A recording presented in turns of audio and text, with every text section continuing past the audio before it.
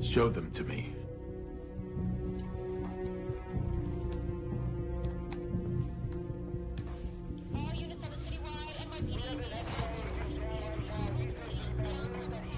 Shit. Are you hearing this? What happened at the bulletin? We should be there. Not stuck here with this asshole. You go to bed? Turned in early. Nice and cozy while the world explodes. Now the news, Mr. Shelby. Rushed to nearby hospitals in critical condition. But what we do know is that according to several eyewitnesses, the brutal attack on the bulletin staff has been carried out by none other than Daredevil. The word from the witnesses we've spoken with is that Daredevil, Our sources at the NYPD tell us that at this moment they don't know the whereabouts of Daredevil or whether he is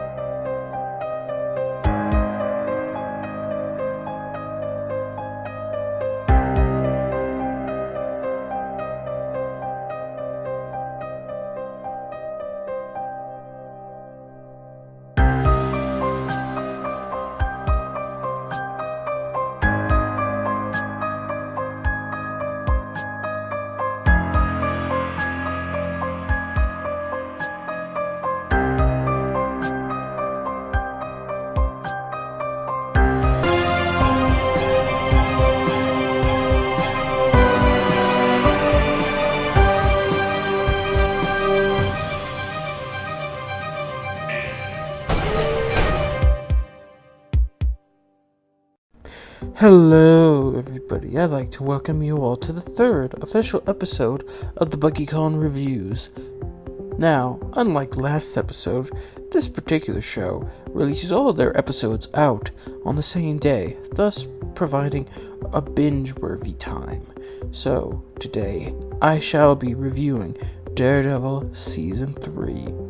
An incredible season, filled with a great many things, and quite one of the best Netflix seasons out there, I would say, in my professional opinion. Why is this so? Well, I will get down right to the nitty-gritty of it, so fasten your seatbelts, gentlemen. We are going in for a ride. Characters. Man. I believe that this was... A lot of characters got their fair share. I believe I shall start off with the main big players of this particular season. So characters such as Matt, Kingpin, the Bullseye character. I will all focus on them individually first, because those are the big players of the season, and they were definitely some of the best highlights of the entire season. Matt Murdock. Wow, it was an incredible journey. Like this was truly a good pinnacle of character development, because it's like Matt after the end of season 1 of Defenders, he is a bit broken down. He has no idea what his place is in the world, but later, and he's contemplating things that he probably would never really think of to do, such as potentially to kill Wilson Fisk, a man that has been a nightmare upon him and those that he loves. And then it's just he goes through all this journey. He tries to do this all alone. He feels like that having these two lives just causes people to get hurt or get killed, all these things, and he wants to try to avoid that. He basically wants to avoid what happened with season 2 when the Hand kidnapped Karen Page. He wants to avoid all this again. He does not want anyone to get hurt for him. He, even in some of the first 2 episodes, I believe, Matt was practically near suicidal. It was a dark turn. This was like even the first image you see in the show is basically a literal fall from grace. This is Matt at an extremely low point in his life, and Charlie Cox did an amazing job at portraying this. And it's like, it's like Matt's trying to rethink everything. He's trying to go at it at a different angle, a different pathway, and when Wilson Fisk comes out, it just brings up this old enemy that he has to deal with. Matt is left to consider everything. He is thinking, this is a guy that has been haunting me a lot. He has taken a lot of things from me. He has harmed a lot of the people I care about and done a lot of bad things to the city I protect. Like, is what I did back then, was that good enough? Maybe I should have done more. Maybe I could have done more. And it's all about his redemption, but it's not without its trials and tribulations, and it's not done in like 2 seconds like a CW show. No. This is a season-long thing that goes on, but the show does it so well that you can see the slow but not painfully slow development. Like, you can understand it. You will see that the way that Matt evolves and changes, and how his demeanor will alter itself. And then when you get to the season finale, you will see the clear-cut difference between this Matthew Murdock and the Matthew Murdock you see in the first episode. As for other characters, Wilson Fisk, the other dominating force of the show, I mean, this show did a great representation, as I explained in the comic book accuracy. In this show, Fisk is back at it in a much higher force. That he had his little bit in season 2 when he was still manipulating certain events and things, such as arranging the Punisher to go and kill the other inmate in the prison. And here we see more of that, but in a much higher force. It is like we've all just assumed that Fisk was broken down and that he had no power left, but you come to realize he has a lot more power than anyone had suspected. In fact, that he's planned everything out to an absolute certainty, a T. And even if something doesn't go what one would think is going according to plan, Wilson Fisk is able to not only have a bunch of plans ready, but have them to be adaptable enough to be ready for any eventuality. Kind of like Batman in a way, of how he has to prepare for the worst, even for his teammates if they ever went rogue or something like that. It's along those particular lines, and Vincent D'Onofrio does this just amazing portrayal. I mean, this gruff, kind of a little bit quiet, straight to the point, but does like to hear himself talk a little bit when he does get into these nice little speeches, and I'm honestly just impressed about the skill of his manipulations and the reach that he has. It's all these things that he does. It's like it's amazing what he could do when he has all this information on hand, like how he is able to manipulate other characters into working for him, even some of them against their own will. How he will have not just one way of coercing you into doing something he wants, but he will have multiple ways in case if you feel bold enough, and that if you even attempt to stay off the path or try anything silly like try to report him or anything, he is ready for you. There's practically almost no escape from him, and the reach he has with this, it's definitely an incredible thing to see, I would say. Another particular character is Bullseye, a brand new character into the show. One that has gone a long way, and a character we've all been hoping for. One I actually have personally been hoping for. One that I really wanted to see, and I had predicted and thought, maybe they're going to do Bullseye.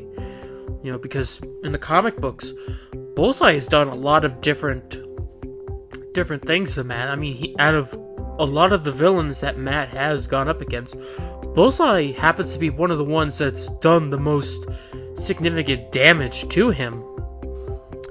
And to see him put in the show, it just adds a whole new level. Because this character, I mean, he is not just he's unhinged a bit. He's a bit overconfident, and it's interesting. I don't know. I can't proclaim that I'm an expert in anything to do with mental illnesses or anything like that. So I can't claim their accuracies, but I can see that. But I could get a general idea of what I saw in the show itself. So it was kind of interesting, like this character who's kind of been down a few bad paths and kind of been given the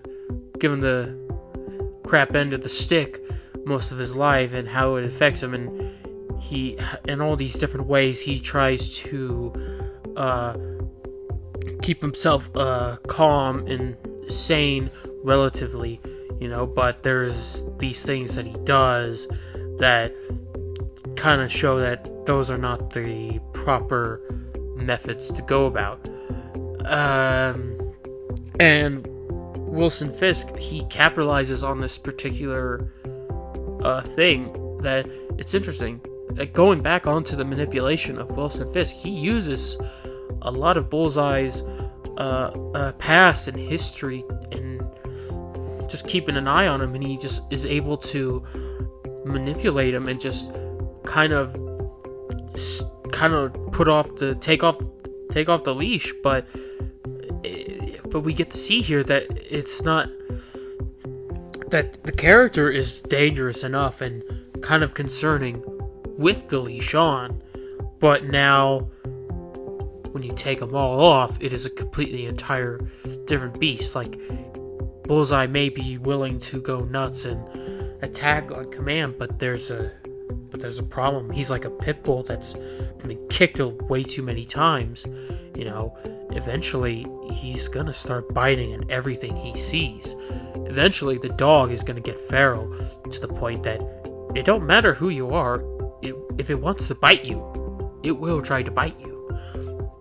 And I forget what's his name. Wilson Bethel. He played quite an interesting and believable character. Like, he made somewhat like Bullseye, who kind of acts crazy and silly on occasions. He made him I don't want to say completely relatable, because a lot of the things he does in this show are kind of fucked up and really just things you just don't want to be connected to. But he was understandable. Like, you could, if you tried to look at it, you could sort of see in his own twisted version what he was thinking, what he was doing, why he was doing this, And it is interesting. It's all a journey. All three of these particular characters, they all have their own journeys, but Wilson, he stays relatively the same character throughout the whole thing without too much character development that would shift him to be this way, that way. Unlike Matt and Bullseye, they both have journeys that go from point A to point B. You know, they are entirely different characters at the start of the show, and then they slowly but surely they shift, they change, they become different. Events happen, other characters involved. They all become these characters that we know in a vast different light. And it's kind of interesting because, especially with the with how Wilson Bethel and Charlie Cox were able to play it off, it's like you could see the whole duality thing, the whole this could have been me if this happened, or if I didn't have anybody there, or something along those lines. Like this, like, we're not so different. It's just some things happened, and almost like a warning, like this could be you. You know, it kind of comes back to what the Punisher told Matt in season 2. He goes, like, it's like you're just one bad day away from being me. Like you I'm doing all this. You know, I'm running. You shouldn't be running out here too, beat the crap out of everybody. But like, we're not too different. It's like all it would take for you is maybe just one really bad day, and you would become as fucked up and demented as me. But although it's a different circumstance when you put in a guy like Bullseye, you know, it's certainly a different comparison there. But you can see the similarities, even beyond just the fighting and the skill sets and whatnot. You know, you see it, and it's kind of interesting to see this one character. He's got some sort of stable grip on himself, but it's like the more you see him, you kind of see the cracks growing, the chains breaking. You know, the deck is starting to fall. Like, all of this, it's like it's just a slow crumble into this deranged character. You know, this one that just completely lost his shit. As for side characters, such as Karen Page, Foggy Nelson, and whatnot, they have had their own little arcs, you know, and they have their own good moments in the show as a good support system for Matt. You know, they do their own parts to try to put Fisk back into prison, you know, and all the stuff that puts him into danger, and they've encountered their own issues and problems that Fisk does, because he has a hatred for all three of them, for Matt, Karen, and Foggy. And they all have and you know, it's kind of interesting, their dynamic with Matt. You know, it's a bit different. You know, it's a little it's kind of just a good. It's kind of like the whole story and the character and Matt. You know, that it's a different place. You know, you see it as one thing, but eventually it's going to develop into something else entirely. You know, because in this show, Matt doesn't immediately come up to them. You know, so it's like they're a bit ticked off with the fact that Matthew, who had been injured and everyone had assumed is dead, never reached out. And when he does, it's like it kind of leaves a sour taste in everybody's mouth about it. You know, but they don't let it get too emotional. It's like, okay, look, I know we have some problems and everything, but there is a matter at hand, so we're gonna handle this, and we'll deal with the kind of issue between us at a later time. You know, and Karen Page's origin, it was told a bit in some of the comics. You know, the comic origin was told in the show. although a little bit strange how they placed it, but it was a nice touch to show off that this character's origins and everything. For Foggy, Foggy's Foggy. You know, he was good. Some things I probably could have went without, but you know, that's just usually. You know, you can't like every single character on the show. You know, there's gonna be some things that you just don't disagree with, and that's completely fine. You don't like certain characters, I might not like those characters either, or we'll disagree. You know, that's just how that is. But I believe they've done pretty good as a great supporting cast that can, you know, pull in and help in Matt when he's not able to do everything. You know, they help him. They help pick up the slack. You know, they help him out in the end, and especially when, you know, they work a little more together into taking down Fisk, how they plan and work as a team. It just works perfectly. Other side characters, I'm not really going to get into too much detail because they don't bring too much of anything to, nothing noteworthy, at least to me, you know. It's just how it is with some shows, and some shows, they'll have those just seasonal characters, like, you know, they'll be there for like the season, and it's like, you know, them there, but it's like the next season comes in, you only hear maybe one or two things about them, and that's it, you know. So it's like they're just seasonal characters. They're just flavor the year type thing, you know, for me. So nothing too crazy to really talk about there. So I believe that's going to be it for the characters. Our next chapter, we will be covering story. I believe I'm going to start off with the story, and then I will go on to action, because I believe the action is enhanced by the story. So therefore, we shall start off with the story chapter. In this particular season, we come off within pretty actually. We start off kind of at the end of Defenders. How Matt is changed after not just the events of Defenders Season 1, but still reeling from some of the incidents from Daredevil Season 2. I believe out of the 4 Defenders, I believe Matt's had has had a lot of character development and a lot of things that's happened that's made him change his perspective on a lot. A lot has happened for him that has affected him immensely out of the 4 main groups.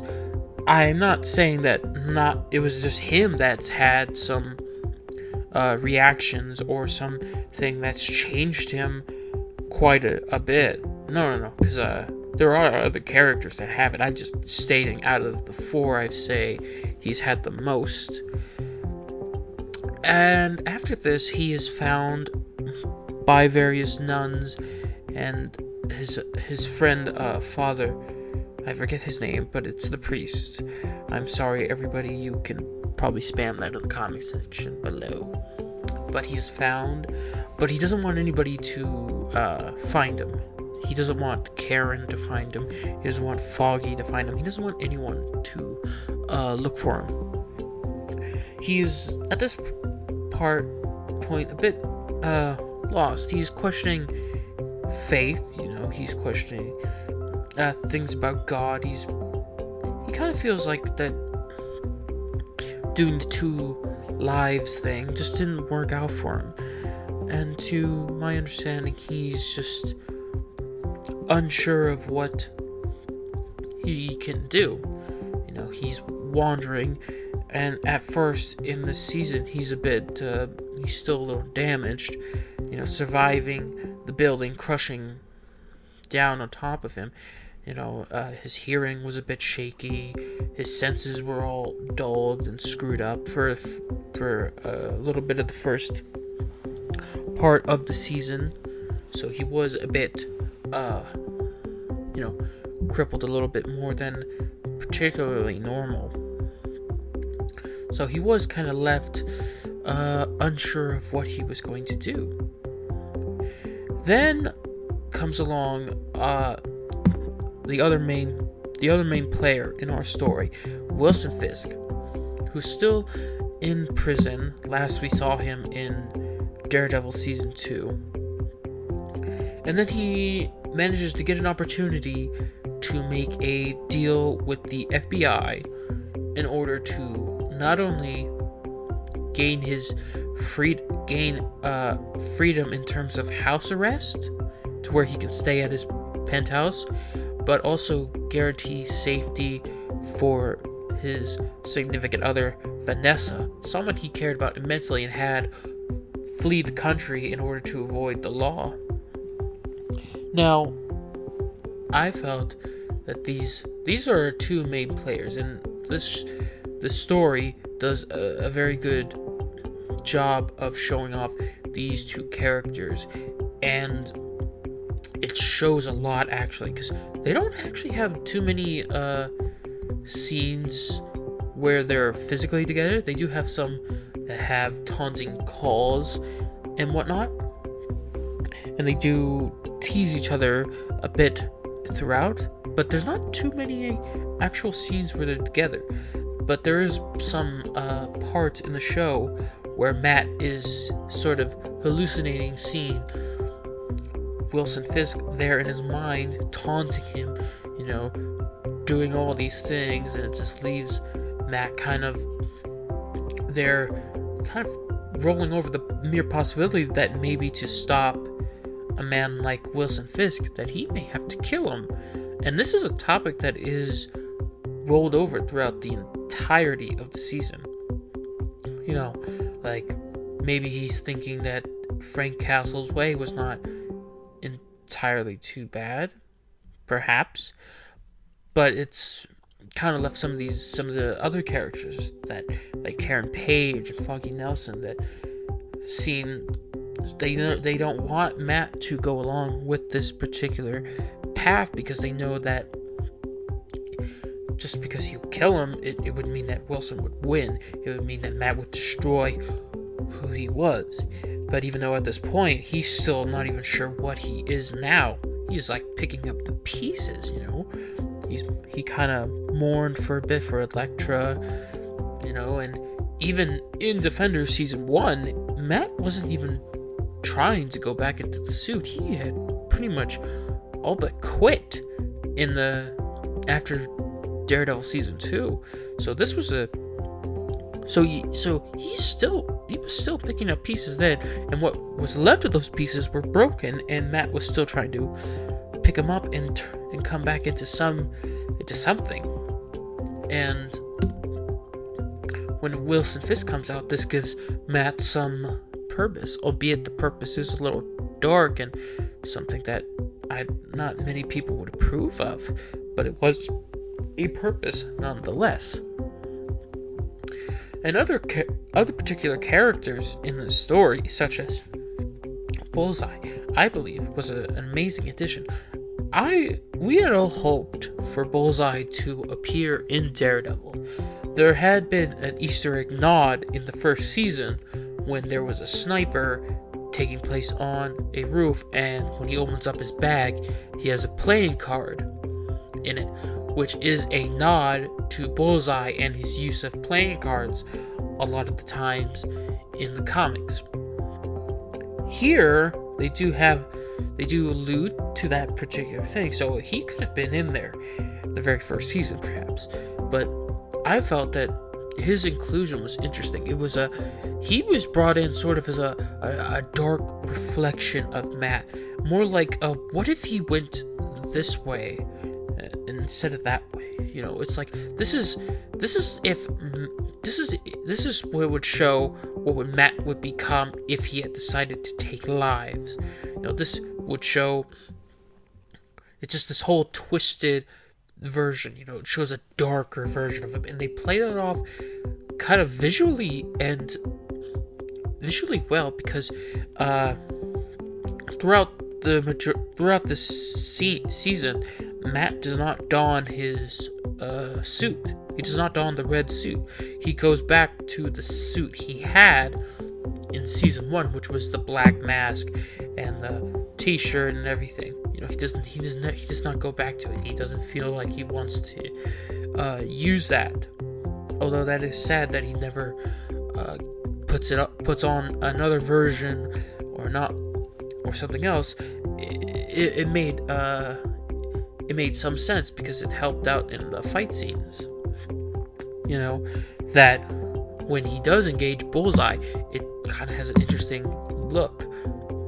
The dark reflection, the scene, the fighting yourself, fighting your inner demons and whatnot. A lot of symbolism in this one. A lot of things actually that include faith, morality, the questions of right and wrong, and whether or not people can redeem themselves after some events. Some would just state that they can never move away from, and a lot of good callbacks to events that had happened in Season 1 and some in Season 2. A lot of changes have gone on for these characters. In fact, a lot of these characters go through their share of trials and tribulations and hardships. Like, it was interesting. It was incredible. Like, them all trying to stop Fisk, try to bring him down, and Fisk, meanwhile, he is manipulating the game. He is rearranging the chess pieces, just pulling all the strings to get the right perfect effect that he needs. And all these characters, they're all these other side characters, they're all kind of stuck in there, and they think that they're in control, but in reality, it is Wilson that is holding the strings here. It is a very incredible thing to see this. It is shocking a lot of times, but going back on it, it's like, holy crap, this is the Kingpin. This is why everyone fears him. This is why people need to take him seriously. Because it's not just the fact that he's a giant dude and he could kick the crap out of you. No. This is a guy who can manipulate everything to his benefit, and he would not even be remotely connected to you. So in other words, if they found your body somewhere in the river, there would be not even a shred of evidence to connect you even knowing Wilson Fisk. Like, this is a man who's playing the long game. The definition of playing the long game. I mean, it is interesting. Like, he manipulates everything. He uses whatever situation he has, and he just tweaks it out just to his particular benefit. Even when new developments happen, he winds up getting a new plan. He thinks on it. His ability to craft up some idea to do whatever the situation brings him. It was very impressive to see, because a lot of things may not go according to plan, but for Wilson, he's got a few plans. And when a new development arrives, such as seeing Bullseye in action, this prompts him to make some adjustments and consider some things, some changes. It was a very thrilling thing to see. The next thing we're going to be reviewing is action. Now the thing with action is, if you care about your characters, if you care about the story, then the action will be enhanced by the story. So if you give a crap about the characters, you will give a crap about the action. You will feel the tension. Your heart will race. You will get excited. You will be shocked or frightened by what would happen in this particular action scene. And the show does a great job of making you care about these characters, about which characters you despise, which ones you love, so that when they're in these intense action scenes, you care about what happens. You care about who could possibly die, who could get hurt, And Netflix is no slouch when it comes to their Marvel fight scenes. Now, it's not like, big old CGI fight, Hulk kicks down the door, Tony Stark runs in with like 50 Iron Man suits, no. It's more grounded, more ground control type stuff, but, gritty. But it's not shaky cam, super uber close-ups, like 20 different cuts, and you don't even understand what the fuck is going on. It's not like Resident Evil, whatever that last movie was, they had all the shaky cam and the jump cuts, and you had to wait till the fight scene was over to even understand who the hell was alive. No. In true Daredevil Netflix fashion, the takes are long, the camera is only up close briefly for certain particular scenes, but even then, you know where the punches are going. You know who is fighting who. And they'll have these wide out shots where you can see who's fighting who, what is happening, so you're not so confused and thinking, oh my god, what the fuck is going on? I can't understand a thing because I can't even see anything. Even in scenes that take place at night, and there are a considerable number that take place in the dark or at night, even then, it shows off that you can still see what is going on. It makes it abundantly clear that it's like, hey, look, you're gonna see the fight. What we will show it to you. You'll see it, you will enjoy it, you don't have to worry about it, so you can rest easy on that. There are even the first scene, the first fight between Daredevil and Bullseye. It was incredible. Not only did it showcase the full capability of Bullseye's skills as a marksman and fighting prowess, it was a perfect way of Matt to be introduced to this new character. This is not the type of guy he's actually run into. I mean, sure, he's fought undead ninjas from the Hand, and he's taken on the Punisher and fought Wilson Fisk. But it was different. The Hand had numbers, Wilson Fisk had mass, Frank Castle had burning rage, but he never met someone with that agility and skill and marksmanship that Bullseye has. I mean, even in the aftermath of the fight, Matt is just left reeling. He is like, oh my god, Fisk didn't just find some guy to put into my old suit to frame me. No, he found a guy who could actually kill me. I barely got away from this guy. This guy could just kill me from halfway across the room with a pencil. And the scene is intense and crazy, and Matt is just left reeling and shocked, just trying to get away from him. And he starts to realize that distance is not a friend with him. He cannot be far away from a guy like Bullseye, because there are scenes where Matt is trying to hide, take some cover, get a little time for him to catch his breath, and Bullseye just picks up something like, say, a baseball or a pair of scissors, and he just flings them, makes them ricochet, and it hits him right in the shoulder, right in the face. So it's like Matt has to rethink his strategy. He has to get up close and personal with a man like Bullseye, because Bullseye favors his distance. It shows in this fight scenes what their skill set is, because Matt, he's pretty much fighting hand to hand the whole time. He does not have his billy clubs on him or anything. He's kind of just improvising a lot as he goes, so he has to get up close and personal with Bullseye. He has to take him on head on, and even then, Bullseye is still formidable enough on his own. They are pretty much an equal match, and Netflix does an amazing job at showing it that these guys have incredible skills that perfectly balance each other out. Matt has his other senses that allows him to get a better idea of where Bullseye is going to be and whatnot. Their fighting styles are kind of a little bit different to some degree. They all, like Bullseye, of course, he favors distance because he feels more confident when he throws things. Matt, he's a father, he's the son of a boxer, so he's gonna feel a little more confident getting up and close and personal to deliver the attacks. I mean, these scenes were just crazy. It's like even one of the final fight scenes with Kingpin, the start of it all. Matt and Fisk, they meet each other, and they have this moment where they just look at each other, and it's like throughout the whole season, you see the rage these two have for the other, just building up, and it's just this. The two of them, they just look at each other, and they just have this. They both give off this just primal roar, this just loud roar of rage. It's just like, dude, you've been ruining my life for the past few weeks. Finally, I am here. I'm going to kick the ever-loving crap out of you.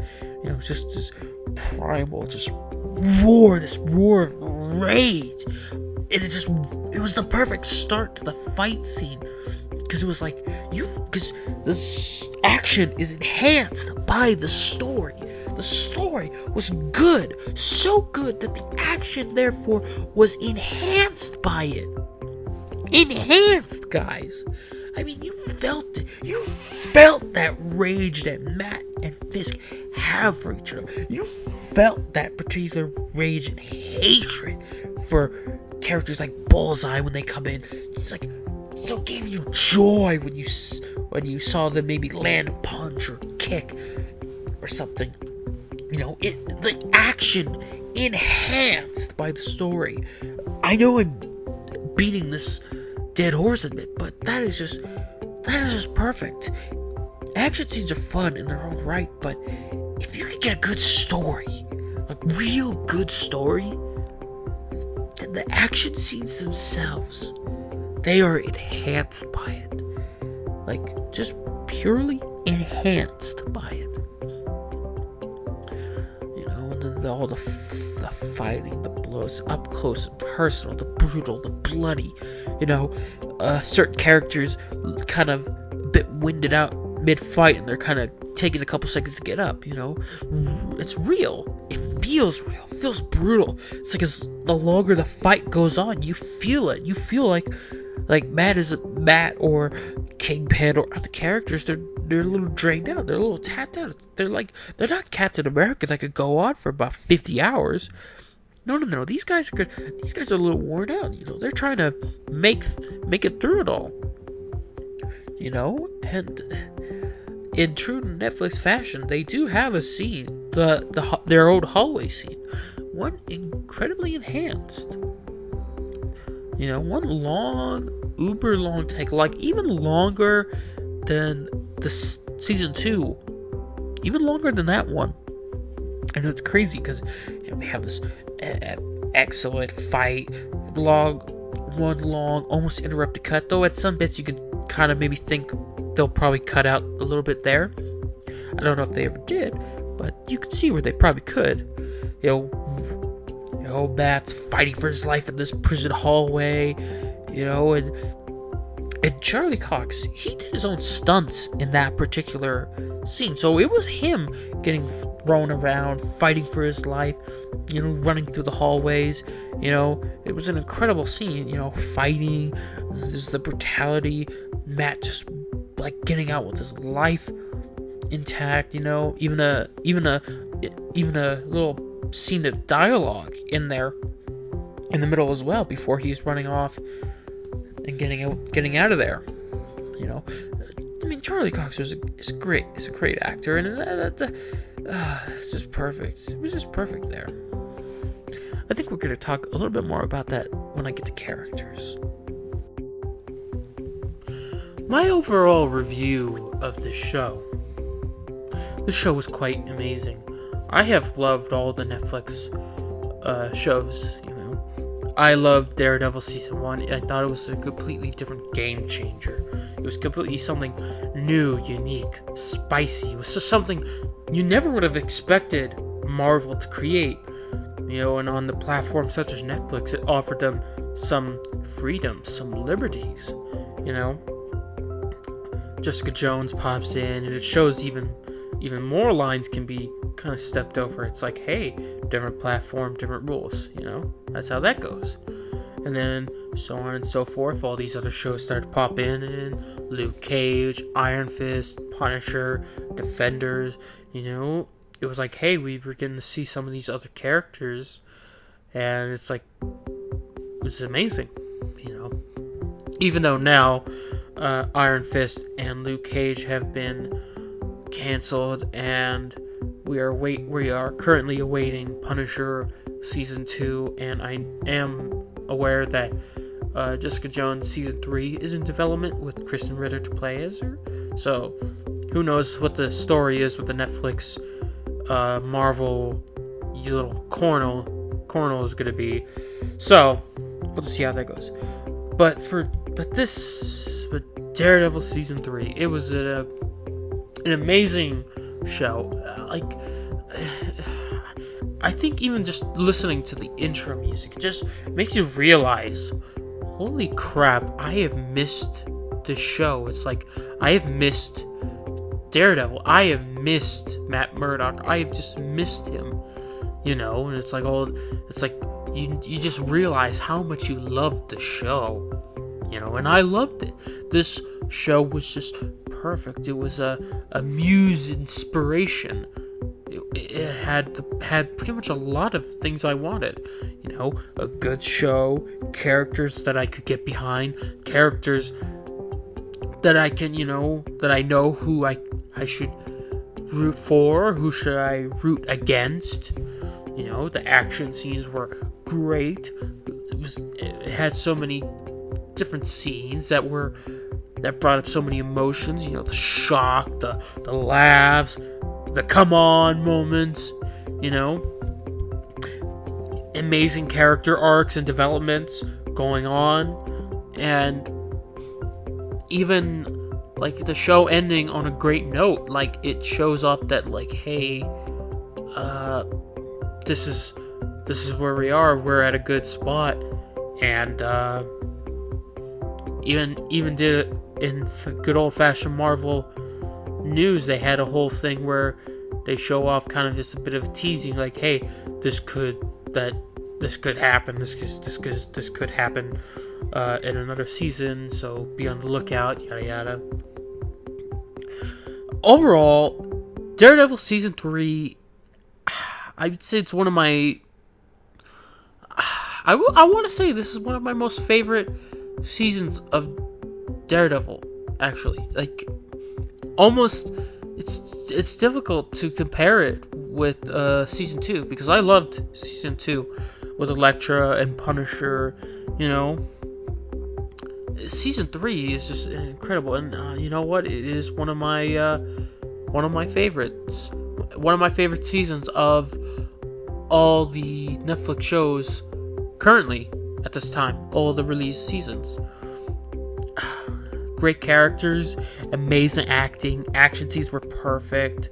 The story was great. So many nods to the comics, yet they were able to mold them out, shift them around so that they feel a little more original, so it's not just some comic book pandering. I would say, I don't know. You know what? I'm gonna put it out here. For my official score on the BuggyCon, review, I'm gonna label this out of a 10 out of 10. That's right, a full-on 10 out of 10. The first 10 out of 10, because I have never really seen anything extremely wrong with it.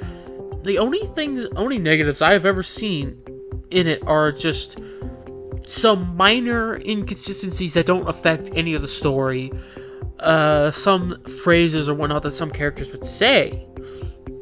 Beyond that, there's nothing that derails the show in such a way that for me to lower the score any lower. 10 is the perfect, is what I believe is the perfect rating for this season. That's what it is. And with that, I'd like to thank you all for listening to me ramble on about this show. I know this is probably late to the party, but I felt that something had to be made. So I'm all glad you got to sit around with me, listen to me ramble on and babble about a show. I hope that if those who have not watched it are encouraged by this review to go and watch it, and those that have watched it already, I would like to see your thoughts on it in the comment section below. So, with that, further ado, the BuggyCon review episode 3, Daredevil season 3 is over. Thank you all. I hope you had a great time. Love to see you here next time. Thank you. Goodbye.